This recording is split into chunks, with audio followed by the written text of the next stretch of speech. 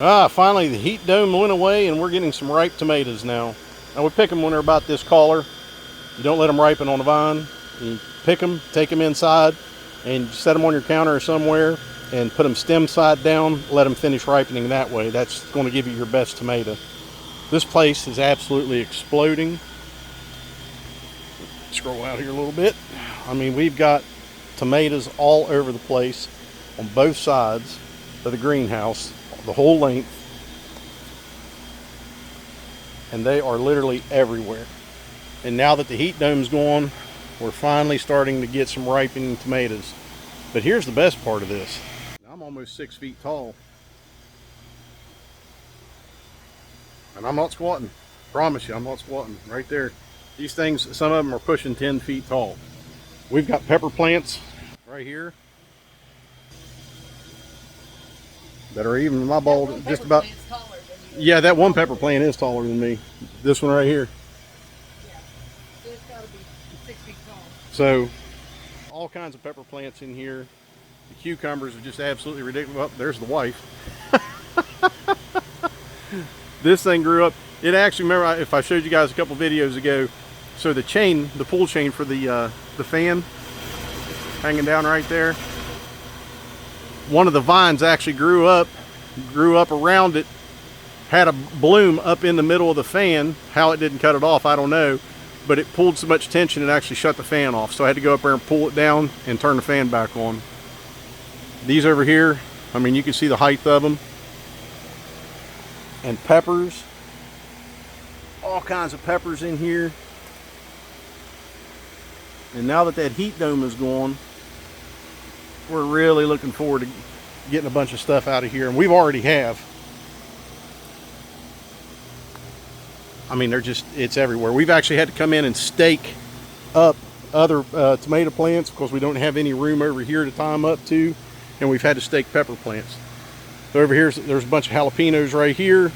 There's some Hungarian wax in there and a couple others. We got some cherry tomatoes, some hot cherry tomatoes, sweet cherry tomatoes. We got, oh God, there's a whole bunch of tomato or peppers right there.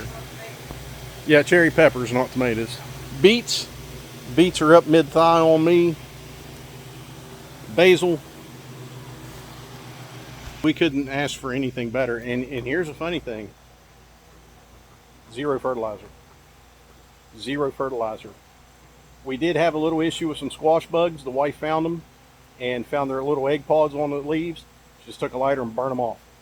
And other than that, we've absolutely used no pesticides in here. Now we have neem oil and we have baking soda just in case, but we've had no issues at all. We found a couple leaves that have been chewed on a little bit, but nothing widespread, just in a couple places here and there. We've used none of that stuff.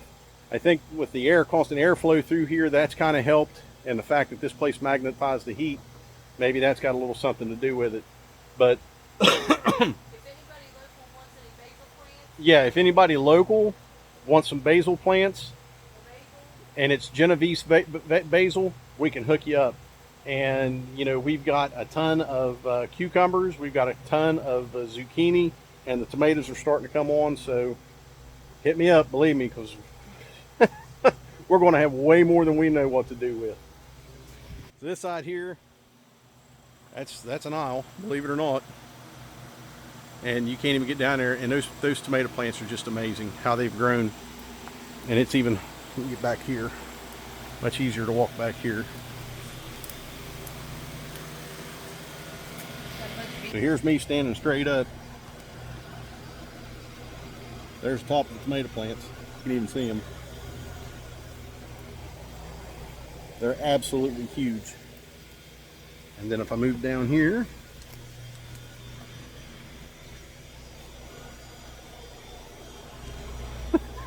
some of them are even starting to tip over. So I think these are these the Jet Stars over here?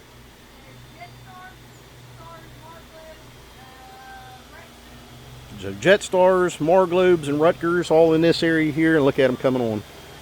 Just, oh my God. Now, fair point.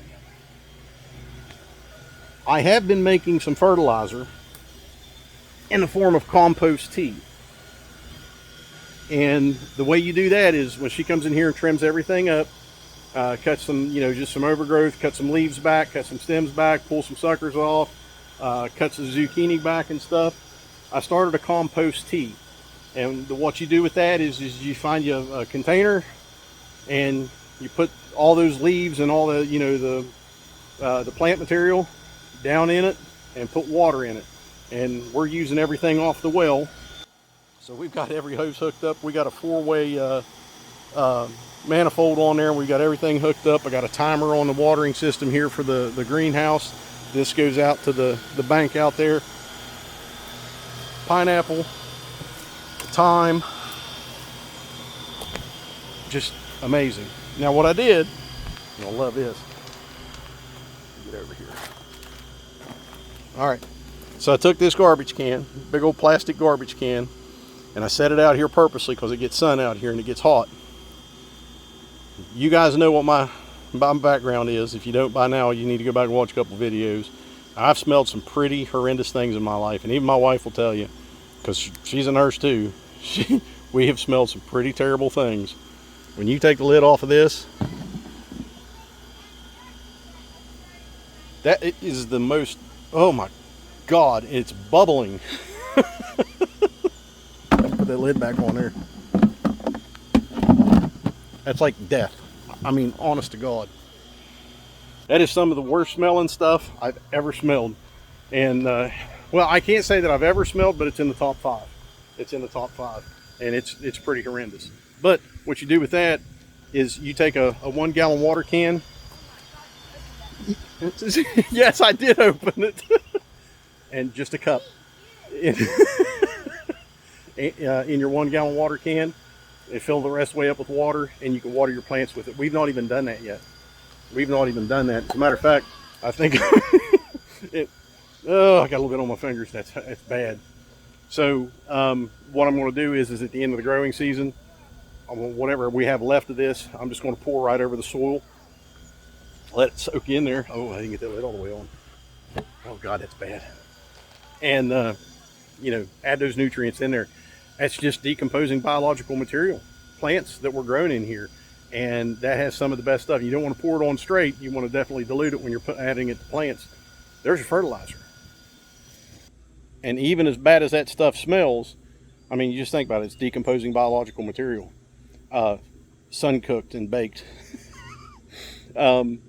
It's got all the nutrients in it and stuff that you want. But even though it smells as bad as it is, it's still some of the best fertilizer you could put on it.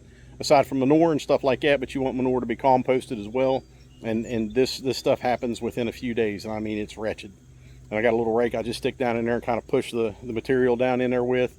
And oh, that smell. But it works. It absolutely works. So 100%, 0 chemicals, 0 pesticides, 0 chemical fertilizer. Just letting the soil and the decomposing wood chips do what they need to do in there. And if we start to run into an issue where we need to add some fertilizer, unless I guess if we want 20-foot tomato plants and 15-foot pepper plants, we can just start adding that to it. But we have that now if we need it. And I'm probably going to use a bit of it up here on the bank on my melons and stuff like that. And that way that kind of helps them because they're in pretty poor soil up there. It's all just clay, and that'll help them along as well. But that's what we've done. And I swear to goodness, if I give my wife a pillow and a comfy spot out here, she'd never leave this greenhouse unless it just gets too hot for her. But that heat dome finally lifted here, and it was 61 degrees and just glorious out here this morning. And it's like 78, overcast and comfortable. I haven't sweated yet today, and that's amazing. But you can grow like this. You can absolutely do this. It doesn't matter. When you trim your plants back and everything, you get to put that in there. You get to put that in there. No. It lays right there on the ground. I'll put it in there. Yeah, it is death. It's terrible. But it's you know what I mean? It's the best stuff out there. And you could do this at home. You could do lawn clippings like this if you wanted to. Anything like that. You've cut back a bunch of weeds and stuff like that. Put it in a black garbage can. Put some water on it and let it just set with the lid on it. No, it'll work. So my daughter just informed me that a couple of the pocket melons are starting to ripen a little bit because they're orange, they're turning orange. So we'll see how those go. But I'm definitely going to use that stuff up on the bank, and I may actually put that in a sprayer, a garden sprayer, and put some in the bottom of it and fill the rest up with water and just kind of go along and spray the ground around them to add those extra nutrients. But you can do this 100% at home. You don't have to be organically certified. You don't have to be naturally grown certified to go through all that mess.